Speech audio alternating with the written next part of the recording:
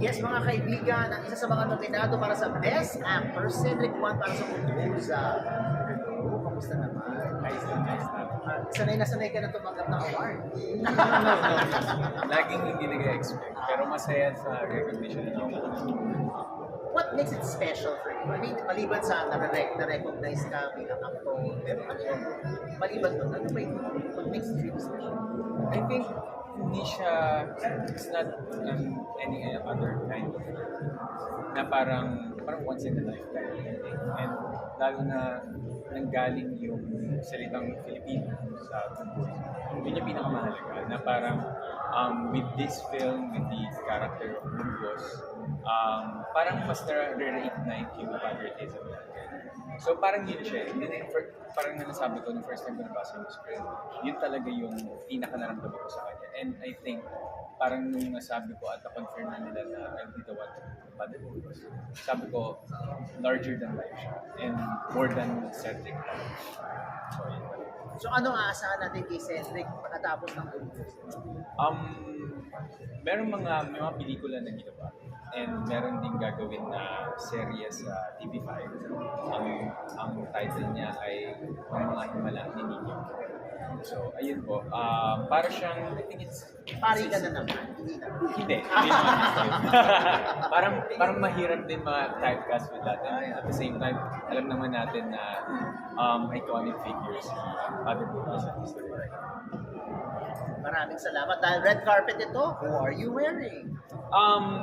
This is styled by Linus and Nick, and also makeup by Jai, and with the help of my management. Thank you very much and good luck. You're gearing up for prime time. Yes, I'll be shooting I'll be having a taping with TV5, syempre, dahil nandito na ako sa TV5. Yes. So, ang title niya ay Ang Mga Himala ni Nino. So, I think nagsisimula na sila, pero I think later August pa ako papasok. How are you preparing yourself for prime time? That's a different animal. Yes, Diba? Different audience. Different. For sure, merong nag-gearing na mga kailangan gawin sa mga proseso dahil una sa lahat, kailangan mas fast-pacing kasi mga nangyayari pag mga taping. So ayun, excited kasi I think the last was under TV5 then yung Paso and that was 2020. Oh yeah, oo. Lockdown natin yun, project. But right now, Himala, Nino, ano to? May connection ba to kay Nina Nino? Yes! I think if I'm not mistaken, Lumaki na sequel? Ooh. Parang ganun. Or prequel. sorry. Pero malaking connection niya kay Nino. And nakakaano kasi, di ba gumagawa ka ng Himala and scratching the surface, ano na pwede mong i-share sa storyline?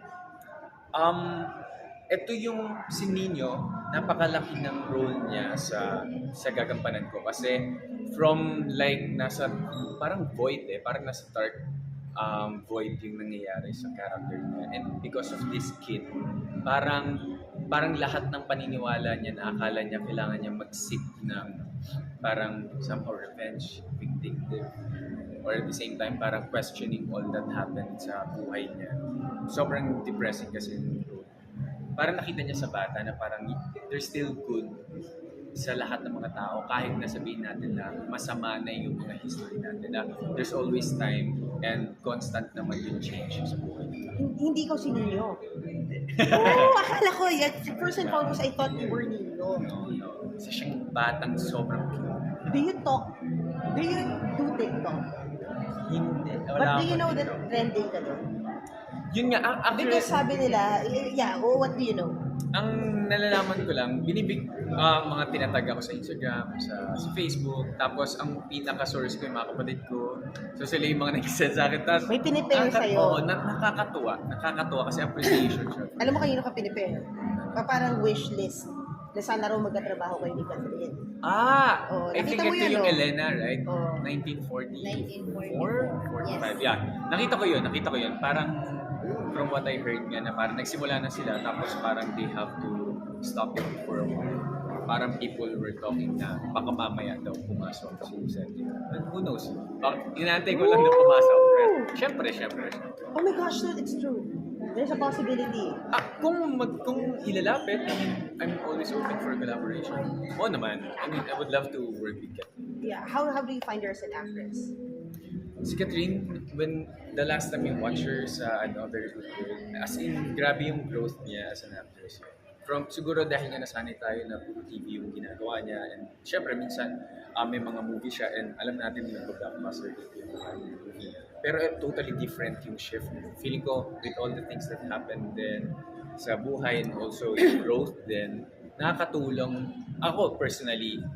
Para sa akin, malaking bagay yung mga personal experiences natin. Ako as an actor, nagiging tool ko siya. Mm-hmm. As an actor, dahil mo na nakapareha teatro at syempre on screen. And what do you think you two would bring to the table? I think yung As co-actors. As co-actor, yung generosity.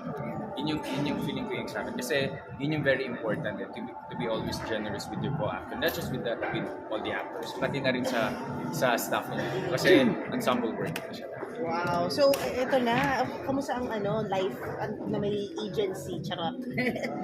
Hindi ako, siguro... Tabi sila baka all good words to. Charot. Dati nasanay na rin ako. Pero after a while, naging freelance ulit ako. Pero syempre, I feel, really taken care of and parang love by Quest talaga. Ganyan talaga sila. Parang sobrang hands-on.